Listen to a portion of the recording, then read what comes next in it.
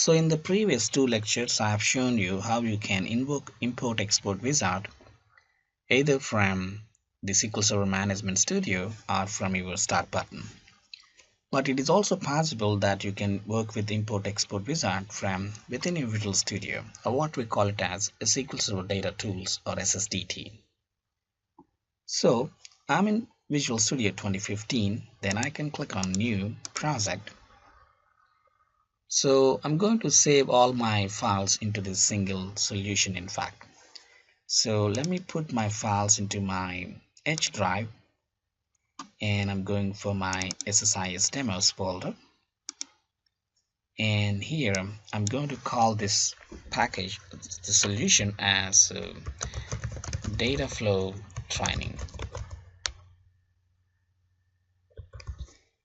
and we're going to select integration services project as our project template under business intelligence category, and simply click on OK. So we're now creating a brand new SSIS solution. So you can notice when I take you to the View and Solution Explorer, currently we have one file under SSIS packages like package.dtsx. Anyway, in this demonstration, I don't want to create this package from scratch manually by myself. I would like to show you the third approach for invoking the import export wizard. In fact, in the previous two demonstrations, when I have created these, when I have used the import export wizard, in fact the wizard has actually created for me the DDSX files. But this time we're going to create these DDSX files from within Visual Studio. For that purpose, you can right click on SSIS packages, and you can notice the SSIS import export wizard option is still available for us here. So let's go ahead and try to click on next, and we can choose the source and destination as we did in the previous two demonstrations. So in this scenario, I'm happy with my source as SQL Server, and I use dot as my local SQL Server, and we can use the AdventureWorks database, and my destination is going to be, let's say, Excel again, and I would like to keep this file in my outputs folder like departments 2, for example, and click on OK. I can leave the Excel version and the first row has column names, that's fine. Would you like to copy an entire table's data, or would you like to write a SQL query by yourself? Okay, let's say this time I want to write a query by myself, so I can click on next. So currently you can notice we have 16 records, and let's say for the sake of demonstration, I am interested in copying only those records where the group name is Executive General and Administration. So I can copy this group name. So let's go back to the Visual Studio, and you can notice what I'm trying to do. I'm trying to say select star from my table human resources dot department. So let me verify the table name. It is human resources dot department, where group name equals to Executive General and Administration. So this is how you can write your own queries by yourself.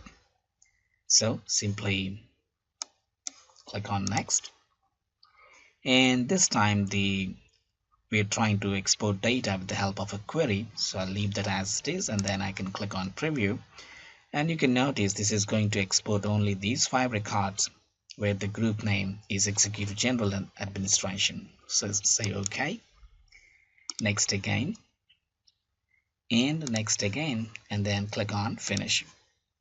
So everything went well, so just close this wizard, and you can notice now a new package has been created for us by the import export wizard, which is package 1. So obviously in the previous two scenarios, we never looked at the DTSX file. We were simply verifying your output in the destination.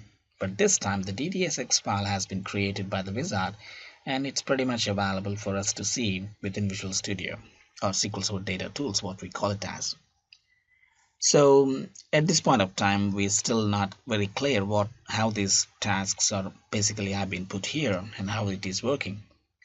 But for the time being, I can take you to the data flow task. And what wizard has done, it has taken the source as my select statement, which is my query, and then there is a destination for Excel, and of course there is a data conversion activity here.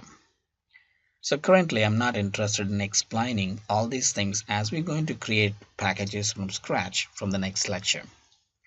But for the time being, we know that how we can use import export wizard from within Visual Studio as well. So if I can take you back to my outputs folder, and you can notice this is a txt file what we had in the first scenario, and this is the output file what we had in the second scenario when we have invoked the import export wizard from SQL Server Management Studio. But this time, once the package is ready, so I can simply click on the play button to run the package. Now this is the first time we are running our DTSX file from Visual Studio. So in fact, if I can take you to the data flow, or if I can take you to my progress window, you can notice I have a small problem here. It's telling me connection may not be configured correctly, or you may not have the right permissions on this connection. So I have a problem here. The requested OLEDB provider is not registered. If the 64-bit driver is not installed, run the package in 32-bit mode.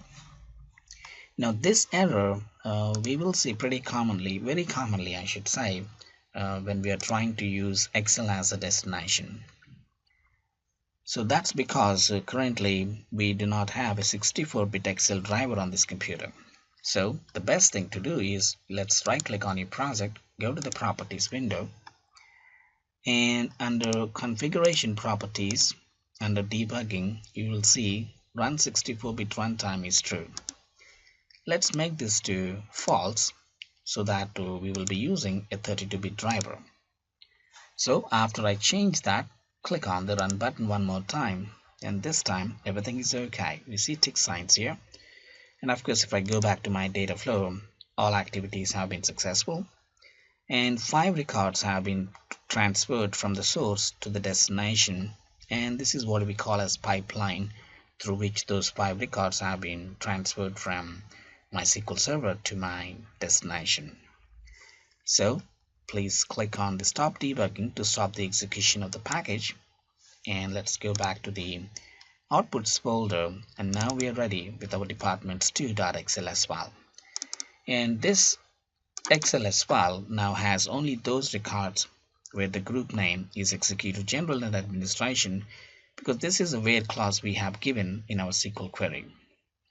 So that is how in this demonstration I've shown you how we can export data from SQL Server to an Excel file by invoking the import export wizard from within Visual Studio or SQL Server Data Tools.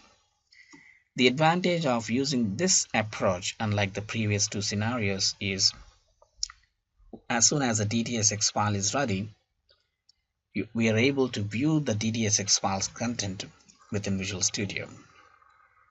Of course, in this scenario, the wizard has helped us by putting the source and destination and a couple of transformations, everything readily for you. But from the next lecture onwards, we will see manually how we can create our own SSIS package without using wizard to migrate data from one place to another place.